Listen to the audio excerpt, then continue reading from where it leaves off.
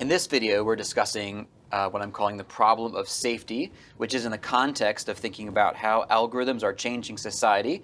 And one way they do that is by collaborating with us. And so this is talking about how we think about and how we ensure that the collaboration is actually safe.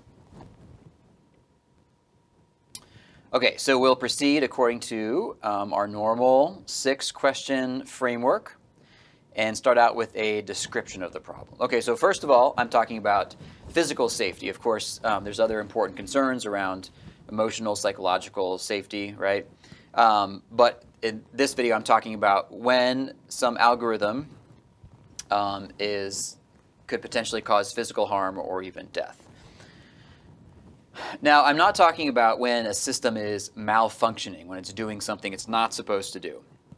So I have another video series coming out on algorithmic accountability, as it's called. And so that's important for several reasons, one of which is that when there is some system obviously malfunctioning, that we'll know how to go in and fix it. Right? So one concern is that the system would be so complicated that it starts going haywire and then no one knows how to deal with that. That's quite bad. That problem is not what I'm talking about here. I'm talking about when the system is functioning more or less as intended, but there is some moral tragedy that's inevitable. And so I chose the term moral tragedy on purpose. Some philosophers have talked about this in the context of like war ethics and moral tragedy, is when there's really no good options. It's not like there's one good and one bad option and we just want to avoid the bad option. It's when there's two bad options and then we have to think about, okay, which is the least bad option? Okay, so autonomous vehicles are definitely the best or most readily accessible example here. So, you know, this has been in the popular imagination for quite a few years. But I encourage you to go to the website moralmachine.net. There's a little program written by MIT, or at least sponsored by MIT. And this is a screenshot of the actual program here. So you go through and you're judging scenarios. So these scenarios they're all moral tragedies. You know, something's going to happen that you don't want to happen. You don't get to be like, oh, I just want neither of these things to happen. Of course you want neither of things to happen. But given that one of them is inevitable, which is preferable morally speaking? So in this one you can see that, you know, well, maybe you can't see, but there's little skulls above like the passenger's head in one. So, you know, you could choose a scenario where the AV veers off into the concrete block, killing the passengers, or does the AV just plow right ahead and kill the pedestrians, but leave the passengers probably okay? So there's various scenarios that you can choose from. I'll say more about that later. Okay, what is familiar about this problem? So many technologies are dangerous and not surprisingly dangerous. We know about the harms, but we choose to depend on them anyway.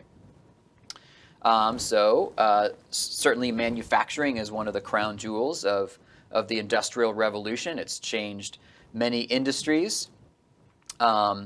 But manufacturing is dangerous, okay? So people die in manufacturing. People get hurt, they lose arms, and this just happens. But we say, well, I know this is a problem, but we still want to have manufacturing as a backbone of our economy. So there's some kind of cost-benefit analysis that we're doing, and I'm not passing judgment. I'm not saying that we should or shouldn't have manufacturing or dangerous industries. I'm just pointing out what is familiar, what we already know about problems like these, okay? So that's why everybody knows about signs like safety first. How many days since the last injury? Because manufacturing is dangerous, right? And so somebody has to go up with a dry eraser and a marker and change the number of days because injuries happen so often. Okay, what's new about this problem because of the scale of digital technology? So I think it's important to understand here is that we have these history of creating safety regulations and inspections around physical systems. Okay, so like the arm swings a certain way, the lifts, and we inspect and make sure in the design stage and the implementation stage that these things are functioning in a way that is mostly safe. Okay, so that's already a hard job. But imagine if the hardware is controlled by software. So you're not just inspecting the physical parts and saying like, well, this is soft, but there's software updates that are, usually automatically just pushed to a car, right? So your local Tesla, for example, has software updates, right? So your car is sitting there overnight, and there's like some software update, and it now does things a little bit differently than it did before. Well, now safety regulations have to keep up with the speed of those software updates, which I think will be a much more challenging task. All right, what's new because of the capabilities of digital technology? Okay, so when we have regulations, when we have best practices for safety, traditionally, those are about making the technology safer, period. End of story, right? We just want to make the technology safer on average. But autonomous vehicles, the safety choices, the safety design, isn't just about making it safer, period. It's about safer for who. So the Moral Machine project that I referred to earlier, if you go through those scenarios, you're going to face not just questions about who are we going to prioritize, whose safety do we prioritize. There's pedestrians versus passengers, that's one I showed you, but then there's other scenarios with animals and humans, there's healthy people and sick people, there's a lot of people versus not very many people, there's criminals versus people who appear not to be criminals, there's young, there's old, there's professionals, there's homeless. So, in these scenarios, you're thinking, okay, whose safety are we going to prioritize here? Now, I think, the project is kind of making a point. I think some of these are not actual scenarios that we'll have to confront, but some of them are, and the point is that how are we making these priorities about safety?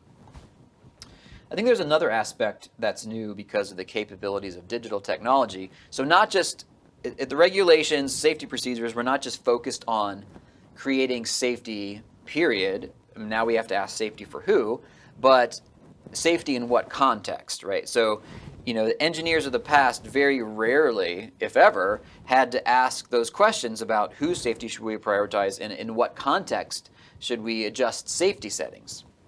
So, for example, I assume, I'm not any kind of travel safety expert myself, but I assume that, traffic in downtown Manhattan, there's a safer way, a safe way, a best practice for the safest way for an AV to get through downtown Manhattan that might not be the same as the safest way for an AV to get through a very small town with like one traffic light. There might be different like safety settings. And I don't, for example, I assume there's this question in AV safety. It's like, how much do we prioritize following the law? Which sounds like a weird question, except, if we're just always following the law, there could be cases where that's actually less safe. For example, keeping up with the flow of traffic.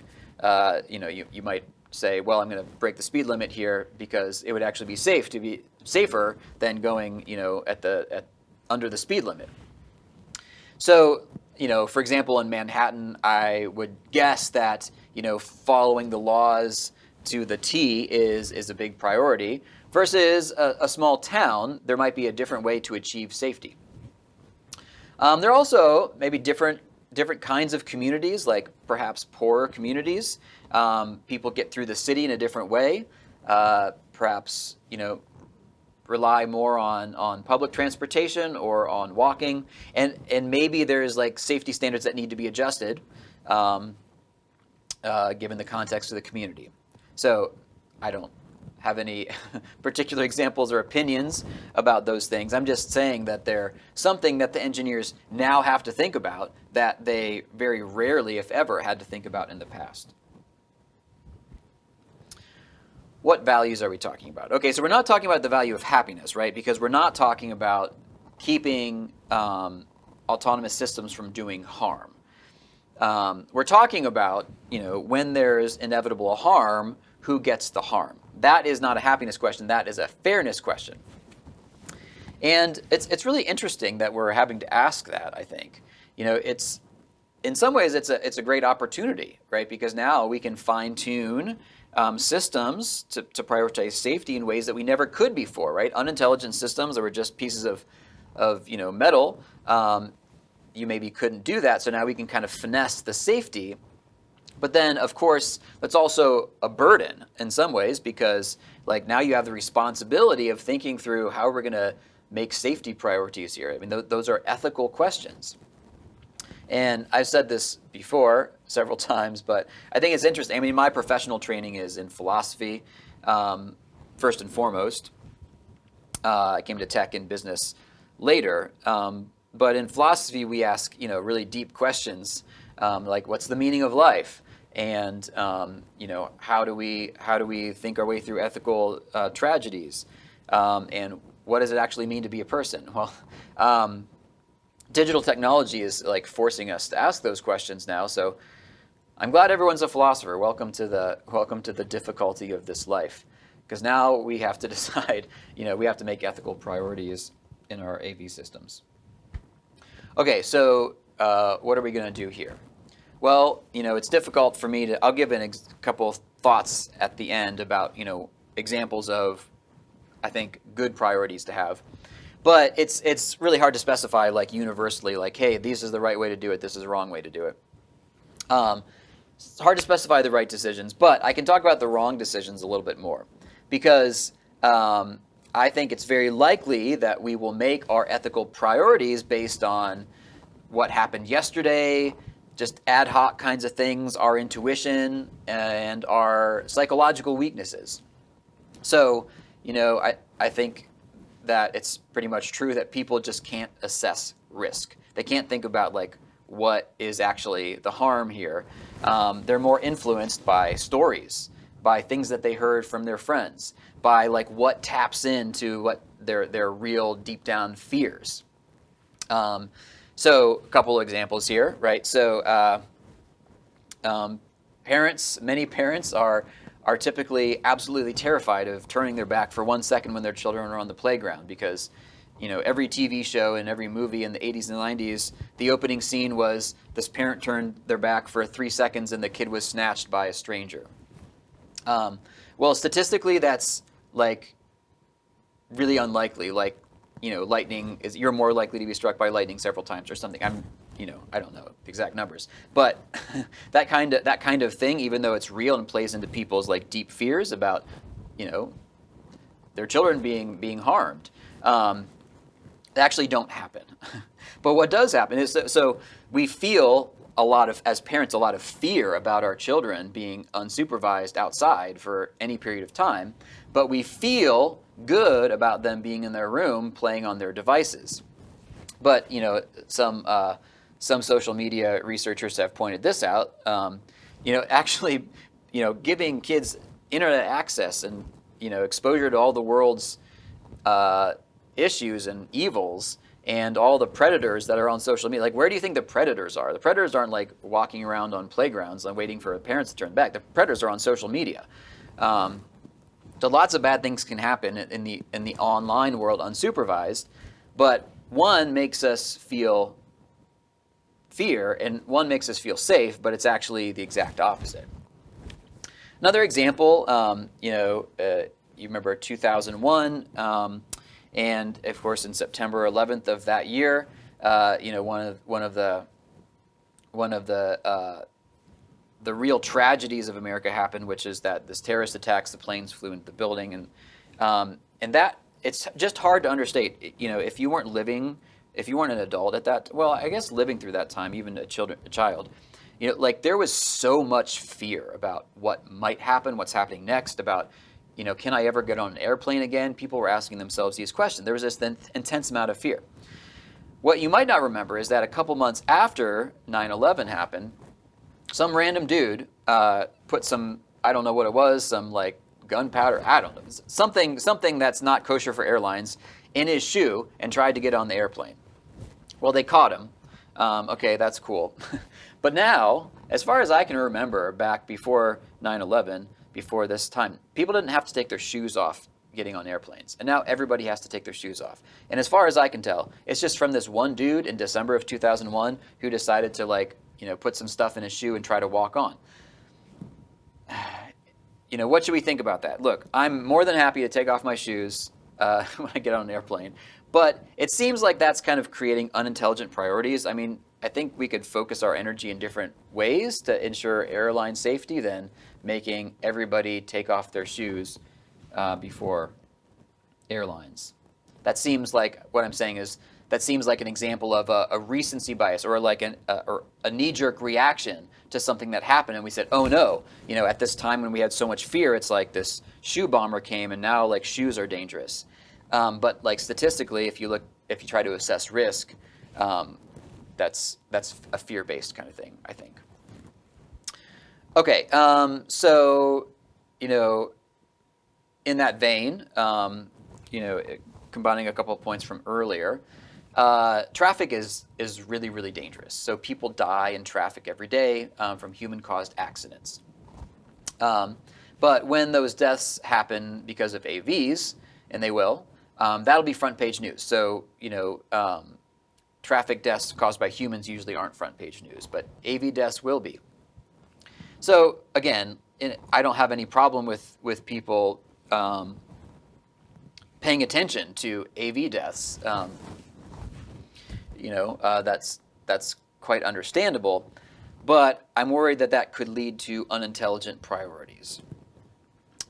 So for like this could be, I'm saying this could be a kind of thing like the shoe bomber, where now everyone is worried about shoes when that's not really like maybe the top 50 things about safety issues in airline travel that we could be paying attention to. So, the solution here is going to be, instead of these unintelligent, ad hoc, responsive, reactive priorities, principled priorities, right? So priorities based on ethical principles. And that's not going to be easy, but I'm saying these are the difficult conversations that are important to have, instead of just saying, oh, what happened in the news that made me scared last week, that should be the new priority. I don't think that's a good way to do it. So for example, back to this Moral Machine project, I think that systems should be programmed to prioritize the safety of pedestrians over passengers. So why would I say that? I like passengers. I am a passenger. My family's passengers. But when you enter an AV, you assume a certain sort of risk. It doesn't mean like you deserve to die or anything, of course, but like you're taking on some risk. You're saying, I'm getting in this vehicle. I'm choosing to try to get to my destination with this AV. The pedestrians didn't make any choices at all. They were just there, right?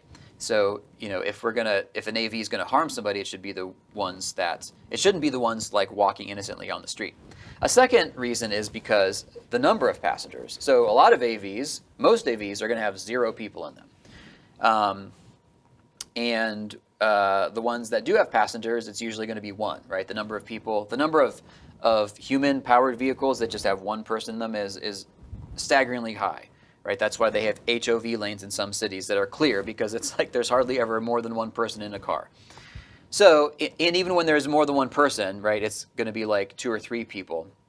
Versus pedestrians, pedestrians can be like a lot. It can be like a parade, right? And so, that's another reason I think the safety of pedestrians should be prioritized as we're designing AVs.